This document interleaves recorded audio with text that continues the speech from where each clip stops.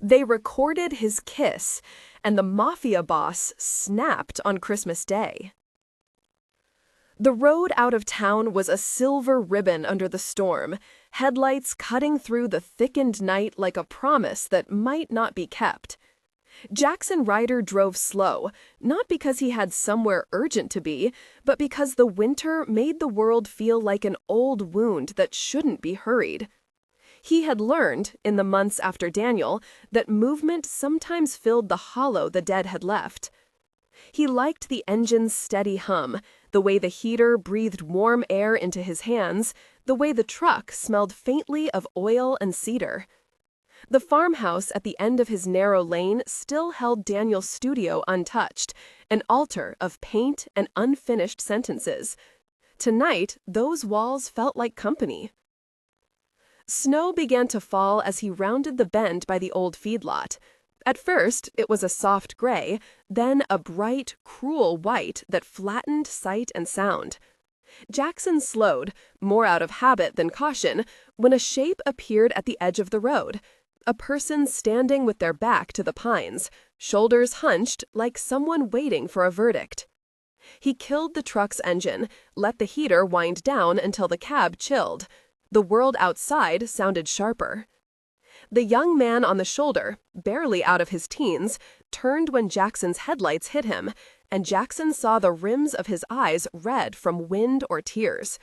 He wore a thin jacket that had never been meant for this weather, jeans soaked through, shoes that looked like they had been scraped off the cold. His breath came in quick, small clouds. "Hey," Jackson said, low. He stepped out into the snow and left the warmth of the cab. The night hit him in the face, bright and hollow. He kept his voice even because fear made words brittle. "What are you doing out here?" The boy's mouth worked. He looked like he'd been trying to fold himself small, like an unwanted animal. My dad, he left me," he said. The words tumbled in a rush. He saw a video. Someone recorded me. He snapped. He drove me here, said don't come home, said don't ever make him look bad in front of the family. Jackson had grown up with men who considered pride a currency. He'd seen how it made people hurl themselves into ruin rather than ask for repair. He eased forward until he could see the boy's face clearly. He was young, 20, maybe 21, with a sharp line to his cheekbones and a softness in his mouth that had never learned how to answer anger. Around his neck, a cheap chain hung askew, and the skin along his hands was raw as if from too much cold. "Name?" Jackson asked. "Finn," he said, and it sounded like the name belonged to someone in another life.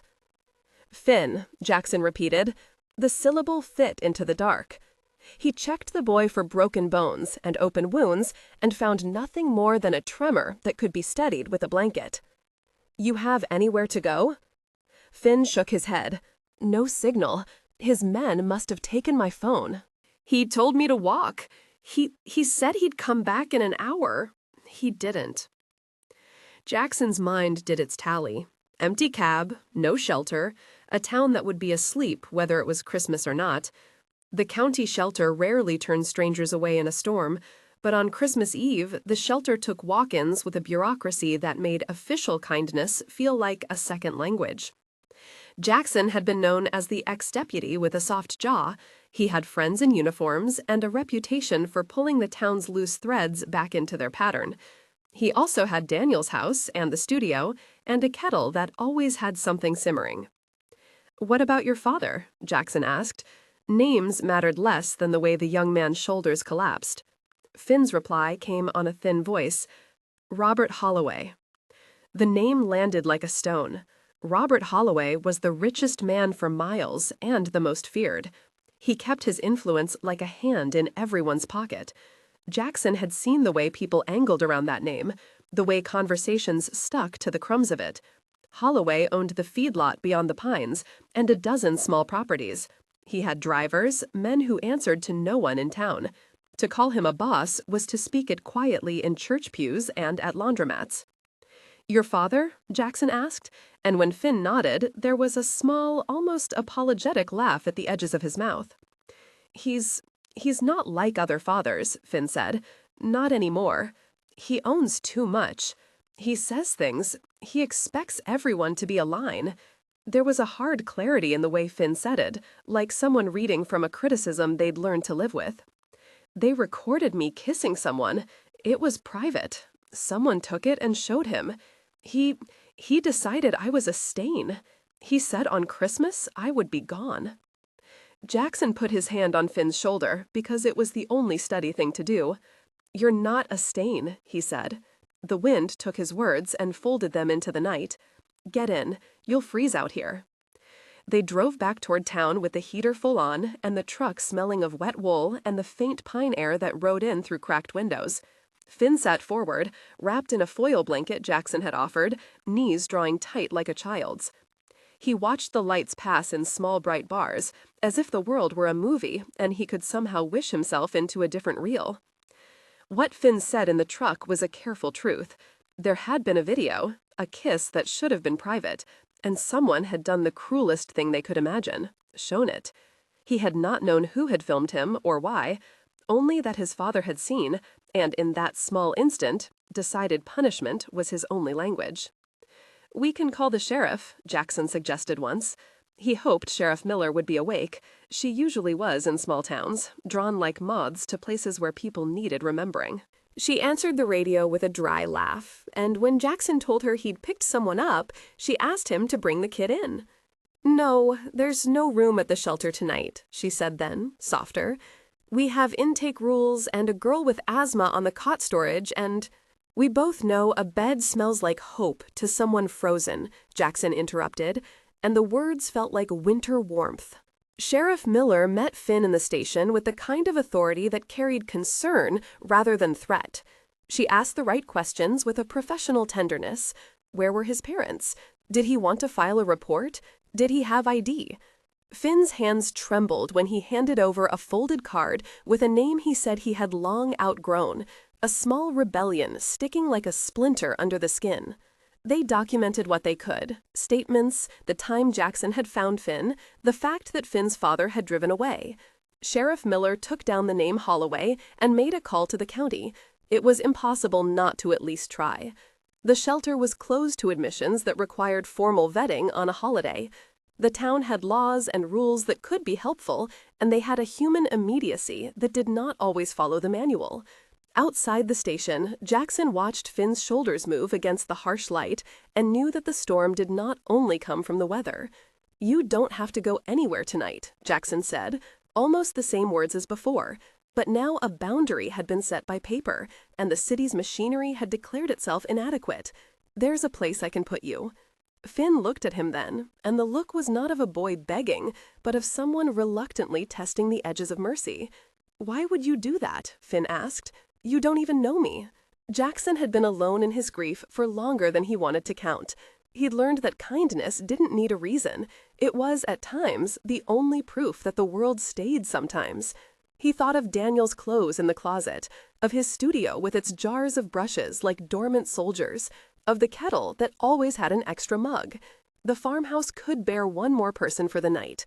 If it meant he'd step into a role he hadn't imagined, guardian, host, perhaps something warmer, it was a small price for another human not to be left in the dark. "Because I know what it feels like to be left," Jackson said. He did not add the thinness of being 21 in a world that equated masculinity with control, or the way love between men had cost him in other ways.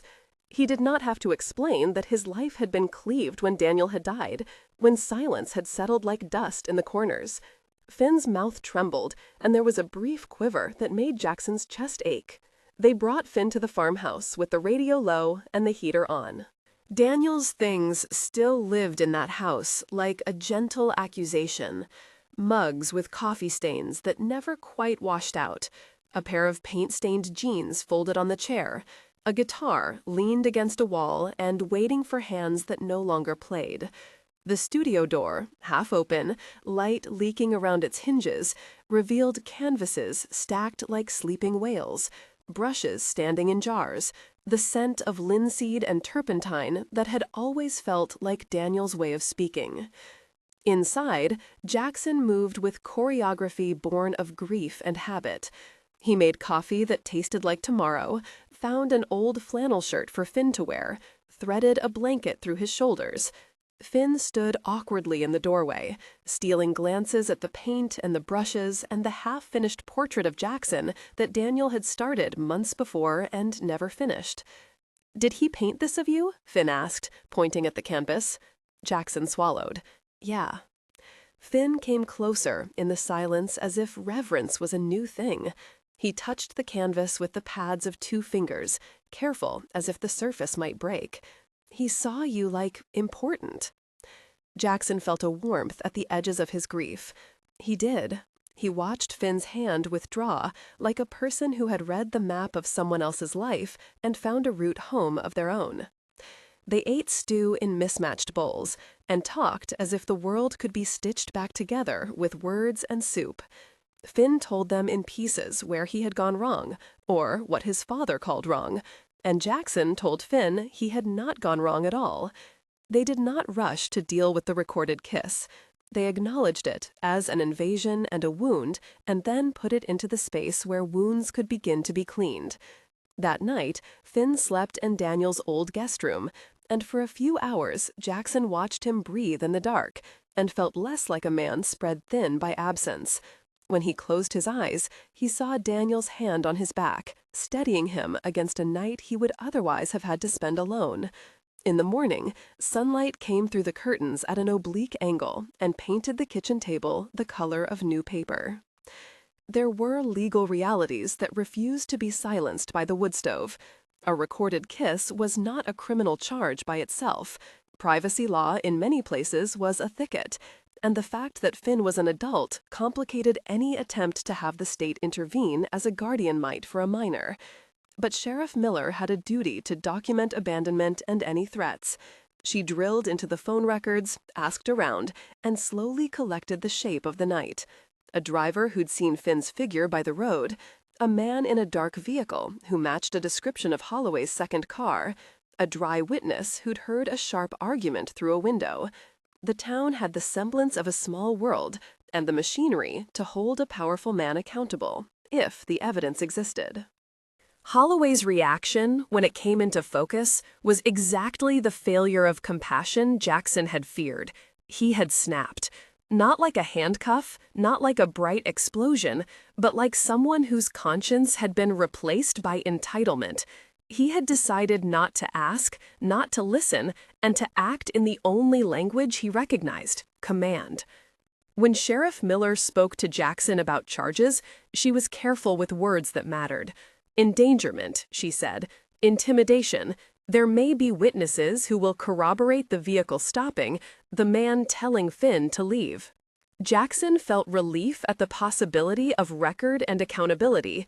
He also saw in Finn's face a shadow that law could not reach, a boy who had been disavowed by his own father, the man who should have been his refuge.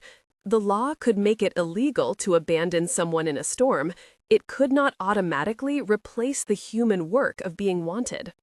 Holloway's first move was a call that went to Finn's disconnected phone, but not before it rang in several inboxes.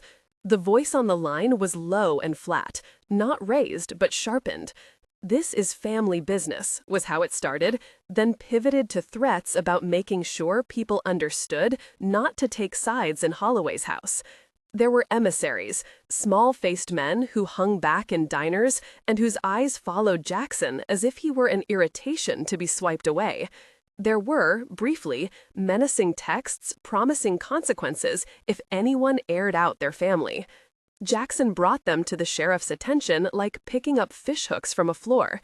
You could not leave them for someone else to step on. Sheriff Miller, who had spent 20 years learning the town's grammar, did not overstate the danger. She did not need to. Holloway's power was less about sudden physical harm than it was about the slow erosion of the vulnerable. She filed reports. She put pressure through channels. She read the record of the night aloud to Finn in the sunlight of the station, like a midwife reading evidence to a patient.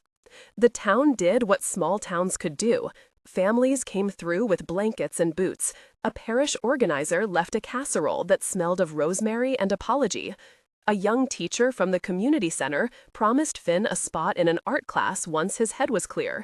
A lawyer who'd once been helped by Jackson's small kindness years ago offered to look into the recording's provenance and whether anyone had legal responsibility for distributing it.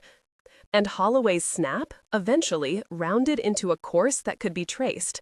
Witness statements, a driver who admitted to seeing Holloway's vehicle by the roadside, sheriff's records showing it was too long for the town to ignore the matter. In the end, Holloway was charged with reckless endangerment.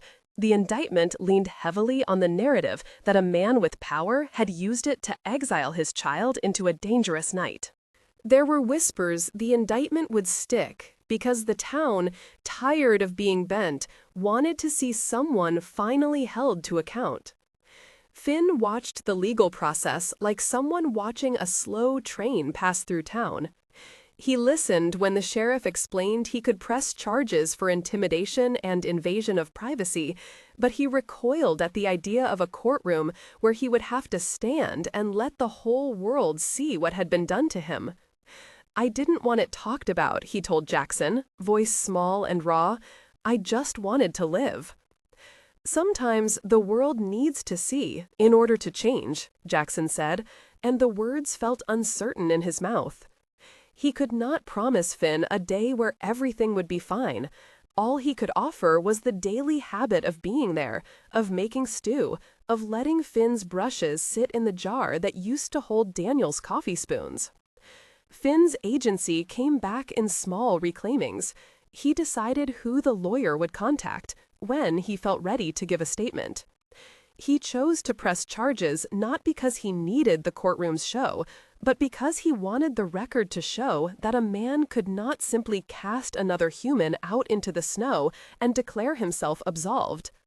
He wanted, quietly and fiercely, to keep other people from the same cold. Jackson's role shifted slowly from rescuer to caretaker to companion. He signed as a witness to Finn's statement at some hearings, sat in council meetings, and learned the language of subpoenas and discovery.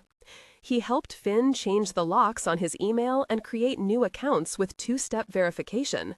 He sat with him on long afternoons while Finn learned to navigate social services like a map reader.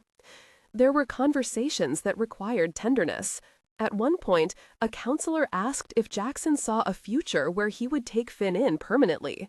The question landed like a stone at the edge of a lake, ripples spreading out. Jackson had not imagined romance would regrow in the parallel lines of grief and hospitality, but he had long since stopped pretending his heart was a closed house. He was careful with his answer because this was not an adoption of convenience. "Do you want me to stay?" Finn asked one night as they sat on the back step, watching the moon chop itself into a white coin against the snow. "I want you to be safe," Jackson said. "I want you to have choices that aren't about surviving one day to the next." Finn looked down at his hands, the knuckles pale with weather, and then up at Jackson with a courage that did not pretend to be brash. "I don't want to be a charity case." "You're not," Jackson said. "You're someone I care about." That careful forming of words was the hinge of their new life. It refused to rush while still permitting a door to open. Finn began to take classes at the community center. The teacher, a kind woman named Marta, welcomed his sketches and encouraged him to try color again. He spent hours in Daniel's studio, where dust and light made the brushes look like reeds, where he learned the slowness of turning grief into paint. His hands learned the steady motion of brushstroke and the remedial act of painting a chest that could hold breath. Jackson, in turn, learned the rhythms of being two. He learned to ask without assuming, to offer coffee at 3 because he knew Finn liked it then, to sit in a silence that held space instead of filling it. He repaired the barn door that Daniel had fussed over, painted a small heart near the hinge, and left it as a trivial private thing. The legal proceedings moved like a weather pattern. Holloway's indictment turned into arraignment and then into a far less visible sequence of hearings where more people signed statements and more men testified about what they had seen. Holloway's men, the small, watchful types who had once glared at Jackson in diner booths, were served with subpoenas. They could no longer rely on the assumption that wealth erased consequence. There was a hearing where Holloway came into the courtroom with his face hard and his jaw set like someone who had decided he would be a wall and not a man. He did not speak loudly. He did not have to. The charge, reckless endangerment, intimidation, was not the kind that made headlines for violence so much as it made headlines for moral failure. Holloway's men, the small, watchful types who had once glared at Jackson in diner booths, were served with subpoenas. They could no longer rely on the assumption that wealth erased consequence. There was a hearing where Holloway came into the courtroom with his face hard and his jaw set like someone who had decided he would be a wall and not a man. He did not speak loudly. He did not have to. The charge, reckless endangerment, intimidation, was not the kind that made headlines for violence so much as it made headlines for moral failure. The judge read the facts as if they were a simple litany. A young adult left on the roadside in winter, witnesses to a vehicle's presence, a string of menacing texts corroborated by timing, an absentee father with the means to have acted otherwise. Holloway's reaction in the end was less dramatic than many expected. He did not throw a tantrum. He did not lunge. He sat, shoulders heavy as if the prosecution made a small, steady pressure on him. Jackson noticed the change in the town. People who had shrugged at Holloway's once imperious lines now looked at him with new neutrality. Power felt less absolute. That winter stretched into spring. Finn's hands acquired a gentle callus from paint and from the work he did around the farmhouse. He planted seeds in the yard, bright marigolds and a small row of herbs, as if he intended to claim the earth not through conquest but through tending. He reminded himself, in moments of panic, that the recording could not define the totality of who he was. The townspeople, who had watched the legal theater unfold with wary eyes, started to recognize his name in a different register, the boy who had taken to wearing bright socks as if to thumb his nose at shame. Jackson's grief did not vanish. It became a different shape, like an old map that the edges had been folded. At times, he opened Daniel's studio just to breathe in the smell of paint and to sit and listen. He allowed himself to be angry about the injustice Finn had suffered and to be tender over the boy's resilience. He found new rhythms. Sunday morning breakfasts, late autumn kite making, long conversations at the kitchen table about painting and law and what it meant to make art after trauma. The relationship that grew between them was not a sudden bloom, but a patient stitching. There were small, defining moments that meant more than words.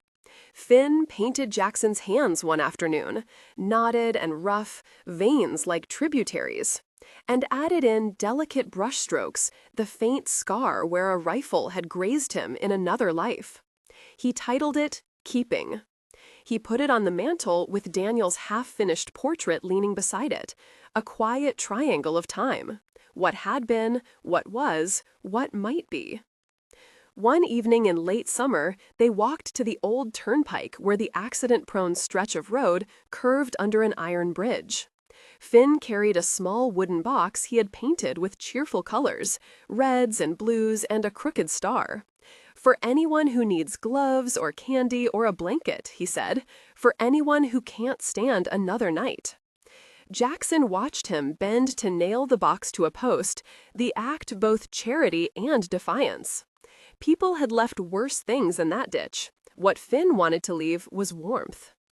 The town, which had once folded away shame as if it were a private matter, began to respond. Someone left a stack of thermoses in the box. Another person put a list of hotline numbers and a map of shelters. The box became a small, blinking sign of found family. There were tender, private turns in their days. Once, after returning from a show where Finn had sold a small print, they stood by the barn and the power of winter had long since left the fields. Jackson had a way of looking at Finn that was both protective and unembarrassed. It was a look Daniel would have known. Finn touched Jackson's sleeve, a question folded into his fingers.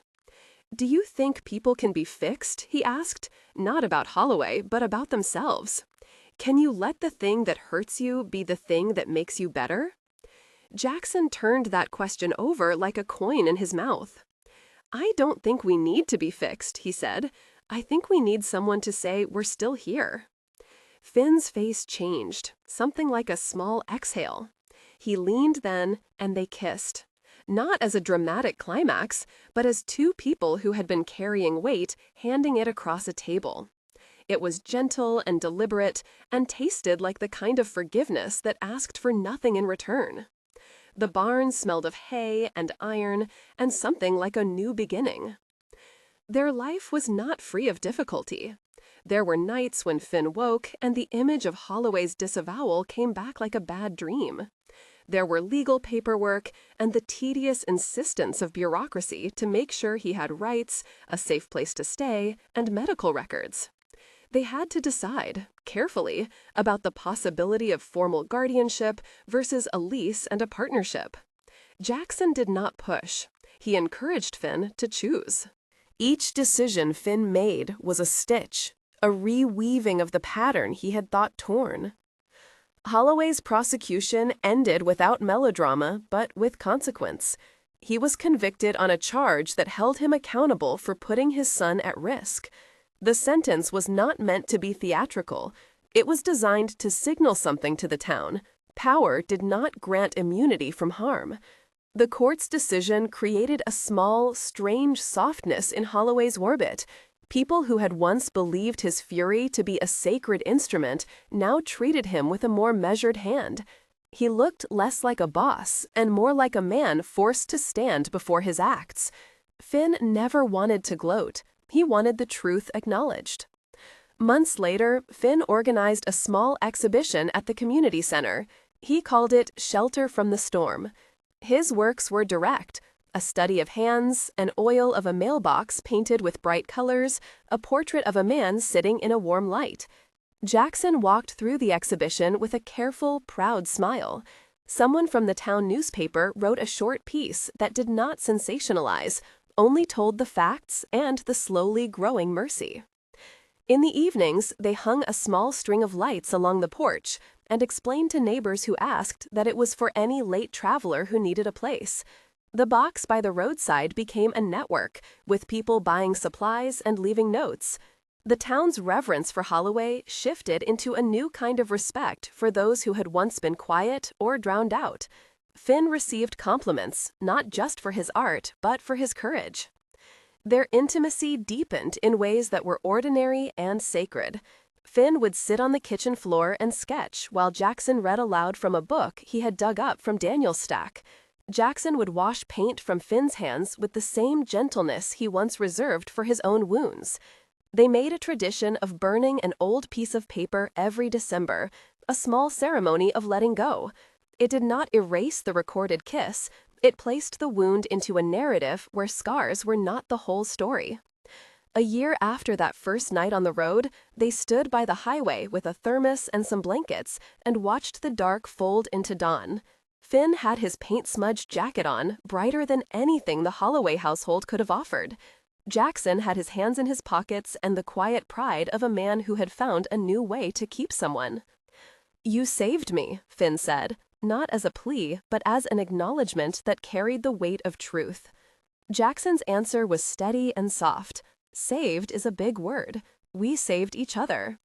The phrase had the ring of both restraint and declaration. Finn painted him then, the same way he had early on, but with brushstrokes that meant presence.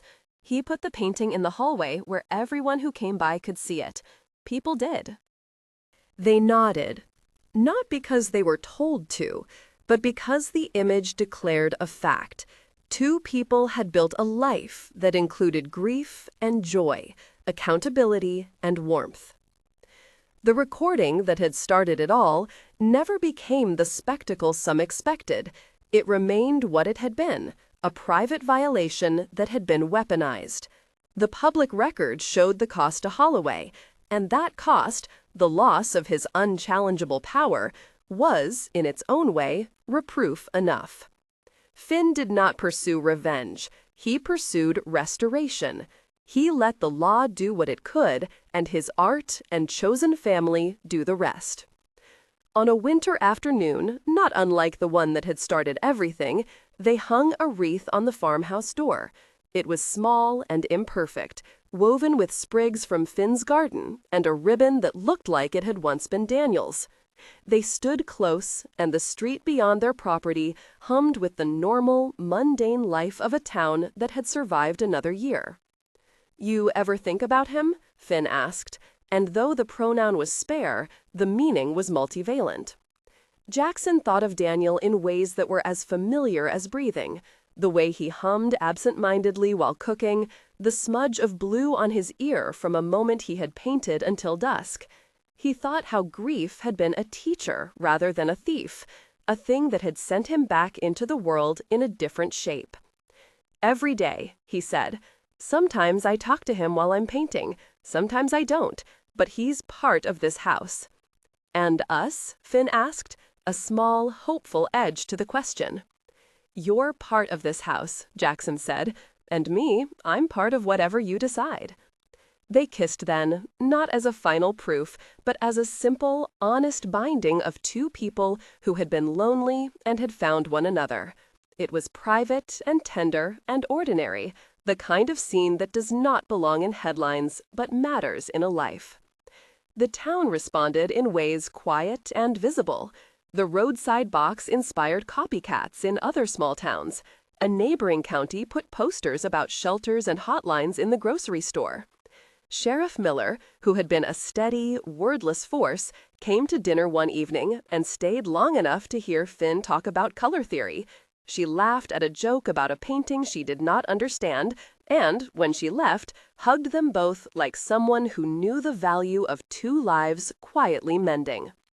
At the end of one long year, they stood by the wooden box on the turnpike and checked the supplies. Finn had painted a new sign, hand-lettered and awkward, in the most human way. Above the box, in small letters, a line read, "For anyone who needs a hand." The recording that had been used to cast shame had failed in its original purpose. It had not isolated Finn forever. It had given him a path to be seen by the people who mattered. It had, improbably, exposed a cruel man whose power did not sanctify his choices. And it had created a space where compassion could grow, slow as paint drying on a canvas, persistent as the heat that patted their kitchen in winter. They held a small celebration that winter, not to mark a victory over Holloway — victory was an overripe word — but to name the work of caring. The community center offered space, and the neighbors brought food. Finn's paintings hung, bright and fierce, alongside Daniel's softer studies. People who had been spectators the year before offered apologies that were spare and warm. Finn accepted them like a person who had learned how to put his own face back in the mirror. When the evening wound down and the guests drifted back into the dark, Finn and Jackson walked home under a sky that had nothing to prove. The farmhouse was lit with the soft yellow of lamps. They passed the box on the road, whose small heart had begun to beat in ways quicker than either of them could have foresaw. Finn paused and touched the wood with a tenderness that was almost holy. "You know," he said, "once, when I was sure I was going to be forgotten, I thought no one would ever show up." Jackson smiled, the lines in his face like a map of the year's weather. "People show up," he said. "Sometimes not the ones you'd expect. Sometimes it's the people who've been hurt that know how to help." Finn leaned against him then, shoulders pressing into chest, and the cold night softened. They had both been shaped by absence and by small mercies. That first wound, a recorded kiss turned into a weapon, had not defined the rest of Finn's life. It had been a terrible thing, but it had also, in a merciless way, propelled him into a life where he could decide how to be loved. In the end, the thing that looked like rescue became mutual. Finn brought color back into a house that had been gray, and Jackson offered steadiness to someone who had been told he did not belong. They were not a neat answer to suffering. They were a living example that when power snaps, when a man uses cruelty to assert order, what can disrupt that is not louder cruelty, but a quiet, enduring insistence to care. The story they built was not meant for spectacle. It was for people who needed proof that rescue could be found on a cold road, in a studio's light, and in the steady presence of someone who said, simply, stay. If this story lingers with you, consider supporting local LGBTQ+ youth shelters or crisis hotlines. There are places that turn each small hand into a harbor for another night. Years later, people would tell the story in careful sentences. A recorded kiss that should have stayed private, a powerful man who snapped on Christmas Day, a young artist left on the road. They would tell about a sheriff who documented the facts and a community who learned something about allegiance. But those whispers missed the real line of the tale, the soft, daily work of bringing someone back from the edge. The headline might capture a moment, but the life that followed was an entire conversation. They fixed the fence and painted the barn and taught a class in the community center that Finn's students attended, some of them young and full of wary hope. They answered calls at midnight from strangers who found the roadside box and wanted advice. They hosted other kids who had nowhere else to go and taught them to hold a brush study. They did not become a story of dramatic revenge. They became, instead, a map, a slow and careful cartography of how to love when the world expects you to harden. On quiet mornings, Jackson would still walk to the studio and sit in Daniel's chair, looking at the empty socket of a lamp that Daniel had always left crooked. He would breathe in the house's memory and then look at the new paintings, Finn's vibrancy, the echoes of Daniel's light, and feel a tenderness that was not about erasing pain, but about the way people keep building. There was, in the small ways of the town, a new lesson. Power without mercy breaks itself against the community's collective will to protect its most vulnerable. The law clamped down on the part of it that could be measured, and the people, quietly, stubbornly, refilled the rest. Finn never forgot the cold that night by the pines, but he learned to chart seasons by other things. The first bloom of his marigolds, the splash of paint across a new canvas, the steady weight of Jackson's hand on his back. He learned to be known. And Jackson, who once drove to avoid the silence, finally came home to a house that answered him.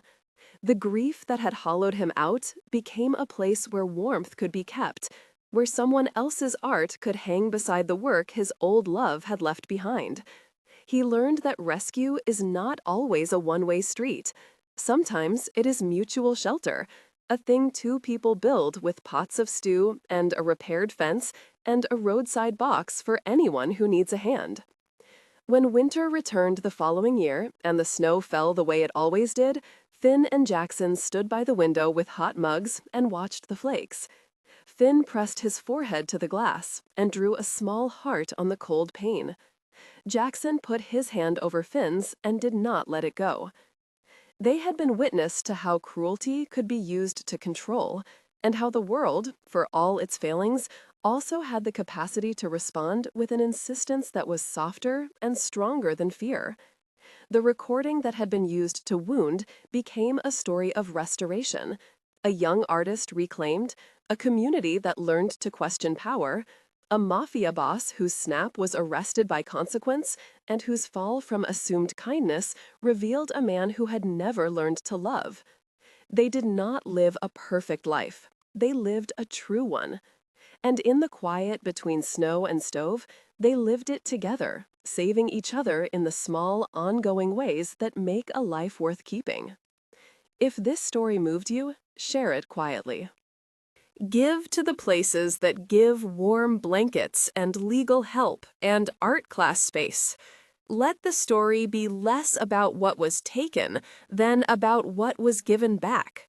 A found family, a studio reborn, a roadside box that says someone cares. That is the work that lasts.